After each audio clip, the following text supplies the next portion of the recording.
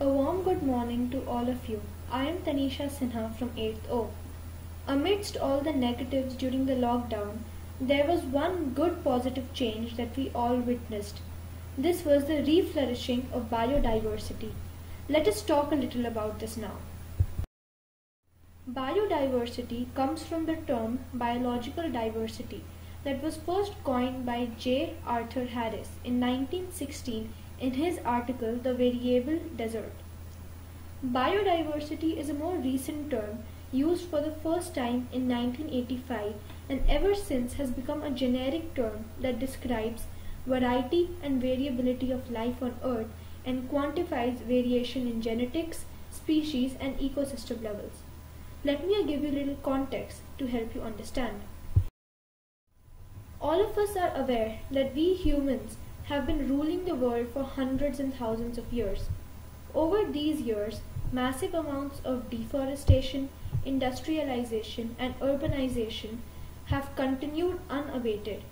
Additionally, uncontrolled hunting, stalking, and exploration of hinterlands have prevailed, as also the uses of chemicals, explosives, and other forms of power. All these indiscreet human behavior has resulted in shrunk territory for other organisms to dwell in. And when these organisms try to venture out, they are caught and prisoned in zoos, confined in forest reserves, domesticated, or in several cases even killed. So how did COVID change this? Improvement in biodiversity is quite a visible change during COVID-19. A good news among several terrible ones during lockdown. The COVID crisis has forced humans to stay safe and indoors. The world is working from home.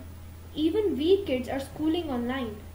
Consequently, all roads are deserted, noise levels are all-time low, land, air and water pollutants are virtually zero.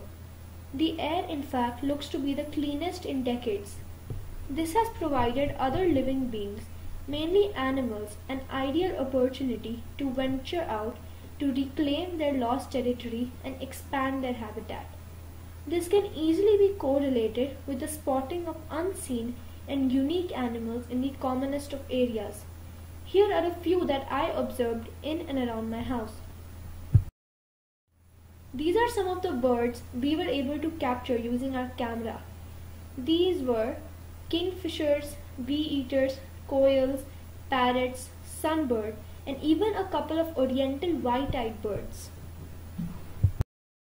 We also welcomed a few unique visitors to our garden: bats, birds, rabbits, monkeys, snakes, squirrels, turtles, and cats. We got a bloom from a few rare plants as well. So to conclude, it is now more important than ever before for us to be genuinely wise. Earth belongs as much to other living organisms as it does to us.